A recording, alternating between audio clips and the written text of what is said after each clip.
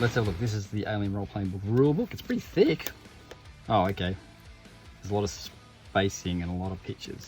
That's why it's so long. Okay, it's 104 pages long. Now, all of Free League's books have fantastic layout and art design. It's just amazing stuff. They've got the same sort of contents they have in their big books. So space is hell, your character, skills, combat and panic, and gear. This is cool. It's very, very, very reminiscent of the movies, as you would expect. What's the story, Mother? Stuff of nightmares from neomorph to xenomorph. The mystique surrounding these creatures is mesmerizing. The alien represents everything we don't understand about the natural world. It evokes a fear of our bodies being violated and uses a parasitic invader whose only intent is to use humanity to breed and incubate its progeny.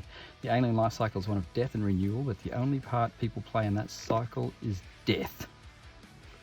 The alien saga itself is about more than otherworldly beasts. It's about humbling man and his own hubris.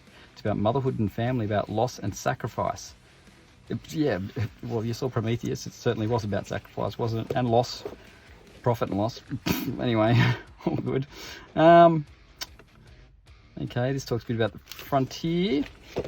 Remote control. So this is all the background stuff, and it's got a bit of a look here as well, which is cool. Look, it starts off in 2023. There you go. Following Peter Whalen's infamous TED Talk address of 2023, Whalen Industries begins developing new technologies that will catapult humanity into the future. Projects in development include advanced artificial intelligence, FTL drives, atmospheric processes for terraforming inhospitable worlds, and hypersleep pods. Well, there you go. That's happening this year. So look out. And then by 2179, a shuttle from the long-lost Nostromo is recovered by a deep salvage team. So there you go. That only takes place in like a 150-year span. That's pretty good. So we've got a lot to look forward to in the next 150 years, including being eaten up by aliens and killed. There you go. Careers on the frontier. Frontier columns, space truckers, colonial marines, company reps. There's only 4. These are like classes, I guess. Game mode, cinematic play, campaign play. The game mother is like the referee or the GM. Tourist game. Key themes: space horror, sci-fi action, sense of wonder. What's the role-playing game? We don't need to read that. Your characters. Here we go. So, career attributes: strength, agility, wits, empathy. Okay, this system is like Mutant Year Zero, but they've obviously added extra things in along the way. Stress, health. I can't remember if they have stress in Mutant Year Zero. I haven't read the book for so long. I've got to go back and read it again. Phase and rivals. You could have actually prepared for these unboxings, wouldn't it? Why don't you do your research, Steve? Why don't you look at these things? You got a whole bookshelf full of these freaking books. Read them. I have read them just a long time ago. I can't remember a lot. The art of failure. If you don't roll any blood, something goes wrong. All right. There's number of success, mean successes. Okay, so you roll the dice. You've got skills, and you roll your dice. Here you go. And if you use a skill, first describe what your character does or says, then add your skill level to your score in the attribute connected to the skill, and grab that many base dice. If you have stress dice, add these to the dice pool as well. Okay, you roll 1 or more, you risk panicking. Oh, so if you roll 2, if the symbol comes up on your stress dice and you get more than 1, you start panicking, which I assume is going to happen. Here we go, panic. Pushing dice rolls is a little like playing blackjack. It increases your chances of success, but if you push too hard, you suffer the consequences. So you basically have a whole bunch of 6-sided dice based on the number of skill levels you have. You roll those, you add in your stress dice, and if you get too stressed, you panic. And that can cause your skill roll to fail no matter how many positives you rolled. Besides pushing skill rolls, other stressful or dangerous stunts can increase your stress level as well as trigger panic rolls, which is handy, I guess, if you're facing an alien and then you freak out because you couldn't, open the door or whatever, unlock the door.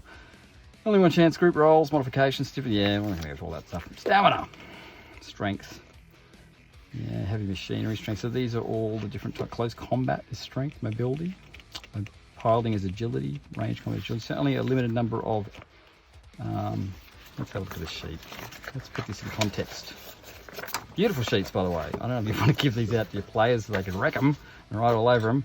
So these are all the things you can do. These are your attributes. So they've got 2 in strength, 3 in wits, 5 in empathy, 4 in agility. And you can see the things they can do grouped around that, which is handy for knowing what you can do. And obviously they gain extra 2 in observation for some reason, I assume, during the character creation process. Yeah, cool. All right.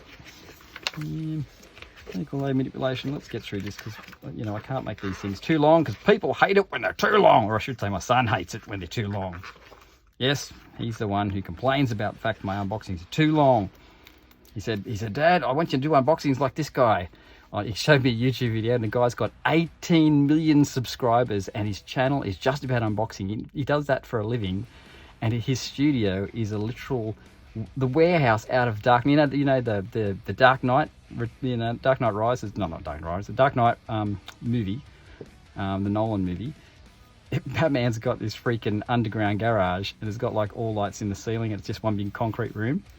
That's what this guy's got to film his unboxings. I mean, he unboxes $75,000 robots. I said, mate, if you want me to unbox things like that guy, I can't do it. Guy. He's got cameramen. He's got camera people that he pays. And I just do this for a joke. So, whatever, for a laugh. Anyway, stealth mode, enemy movement detection. Okay, I'm not going to read all this stuff because it's going to get too much. Motion trackers from the movies. Yeah, so you can track things and find out where they are. That's good. Okay, you've got stealth ranges and map markers, actions and initiative, slow and fast actions. You can perform one slow action and one fast action or two fast actions in a turn. Yeah, fair enough. So that's the action economy. Got to describe your actions, obviously. Helping others, movement, running, crawling, close combat, doors and hatches. Close combat. This is the meat of the game. The close combat. Resolution, blocking, grappling, retreat and shoving. Ranged combat. You get to shoot lots of stuff too. I'm assuming that you die pretty easily in this game. I would assume that. Stress and panic. Here we go. Mounting tension in your character is measured by their stress level. It usually starts at 0 and increases during the course of the game. Your stress level increases by 1 whenever one of the following happens. You push a skill roll, you fire a burst on full auto fire. All that makes you stressed. So don't go using your machine gun much. You suffer 1 or more points of damage. You go without sleep, food or water. You perform a coup de grace. A scientist in your team fails to use the analysis talent. Stupid scientists, you've screwed up everything. Now I'm going to panic and stress. A member of your own crew attacks you. Well, that's fair enough. Person nearby is revealed to be an android. Oh my god, Frank's an android. So's Jenny. There's too many androids on this ship.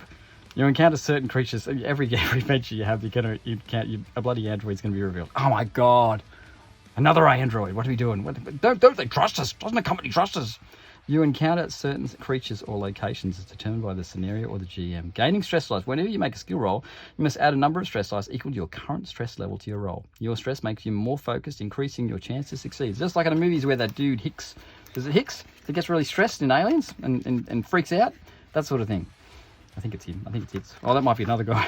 I haven't seen the movies ages either. Anyway, it's all good. If you've seen the movies, you know more about it than I do, so it's all good.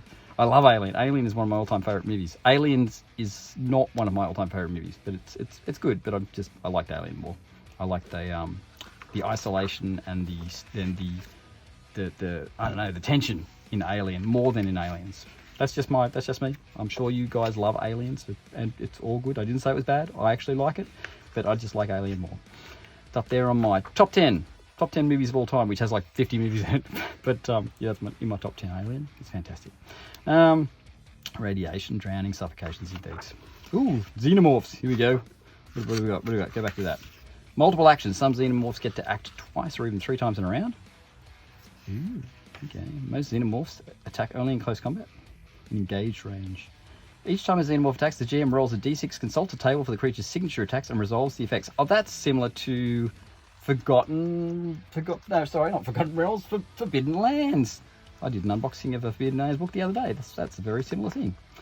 All right. Oh, okay. Where's the monsters? Weapons. Yeah, they're cool. I don't want to look at the weapons. I want to look at these creatures. Where are they? All very familiar stuff from the movies. Yep. Stuff about computers. I can't find anything on aliens. Where are they? There's no alien stuff in the rulebook.